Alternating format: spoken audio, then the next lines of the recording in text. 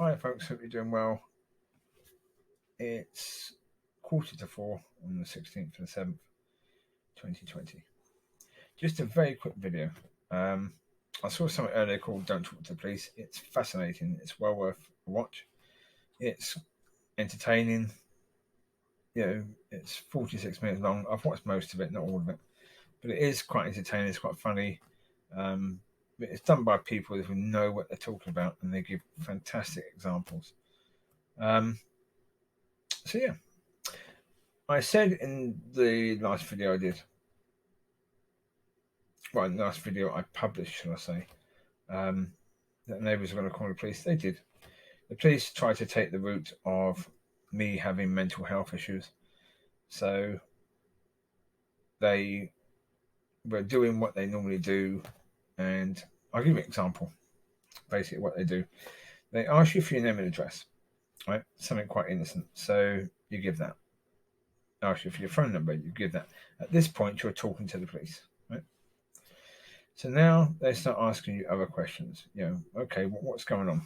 What happened? Why was you doing what you're doing? Blah, blah, blah. Now, they want to, first of all, get you to say you were doing it.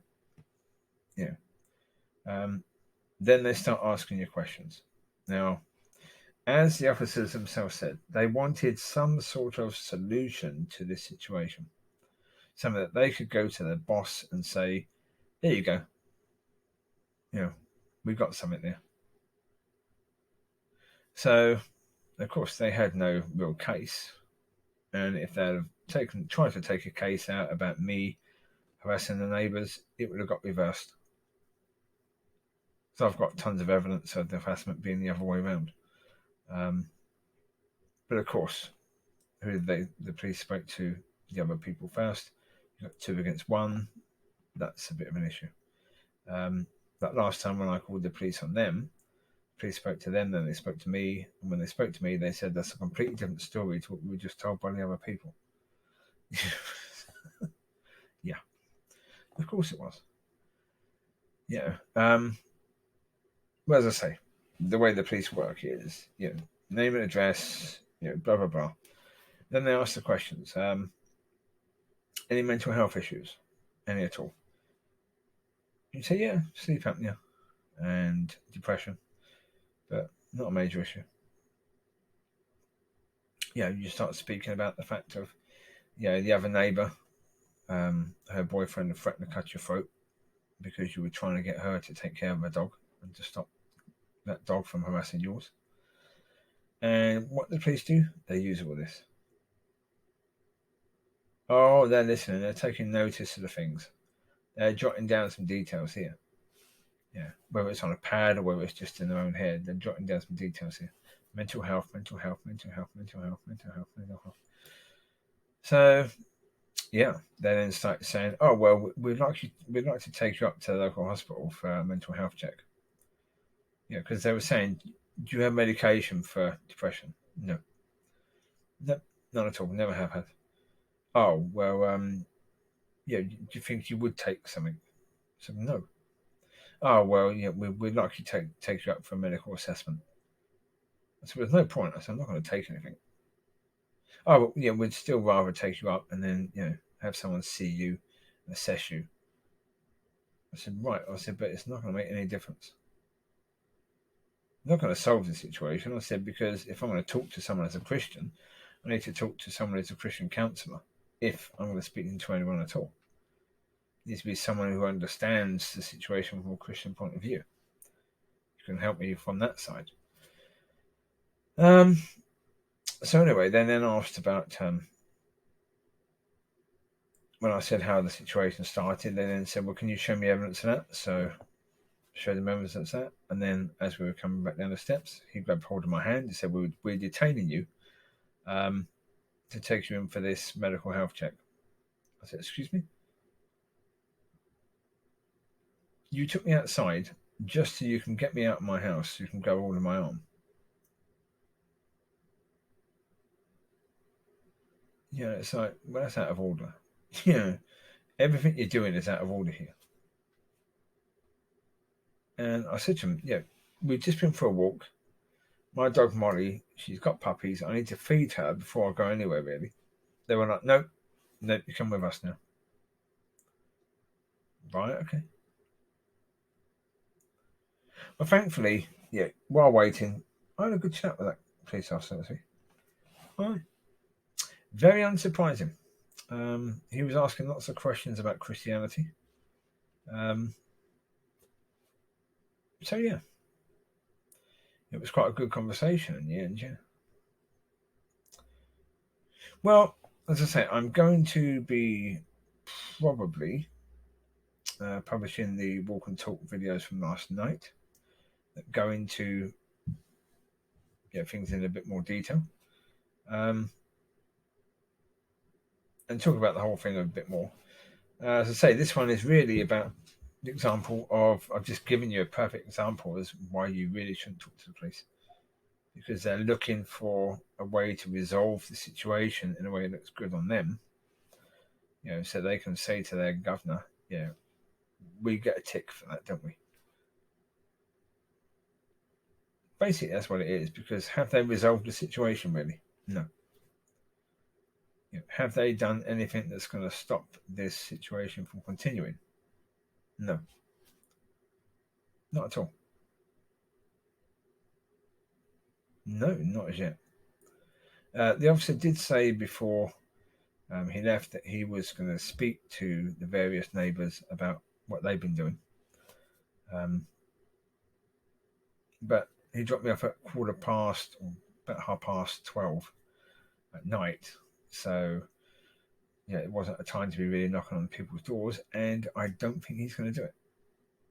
I really don't think so, because even if he wants to, I don't think he really wants to. I think he was just saying it to be nice, try and be nice. So I don't think he really wants to, because he could have just spoke to him at any point in time anyway. Yeah. He could have spoken to the previous officers that were called. They would have told him all the background and everything else, and he could have dealt with it then, if he'd really wanted to. They did exactly what they wanted, the police. Exactly what they wanted to do. And no more, no less. So it's like, yeah.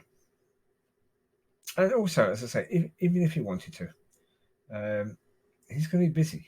When is he going to find time to pop round again to have a little chat with people? Would it be useful if he did? I don't know. Maybe useful with the fact that he's made a note of the fact that the harassment is going on both sides. That would be useful. They're claiming that I've been harassing them. He can at least speak to them about the fact of them harassing me and make a note of the fact that he's done that. So maybe that would be useful. I don't know. No idea, but certainly for future issues, which I think there will be. I said to my friend, I should have called the police ages ago. Ages ago, I should have called them. Because this situation could have been resolved a long time ago. Instead of me making a video and saying unkind things, I should have called the police at that point in time and got the police to try and deal with the situation. The problem is, again, when I'm saying don't talk to the police, that's because you don't trust them. So you don't really want to go to them, do you, particularly? So, yeah. But that may have helped had I done that months ago.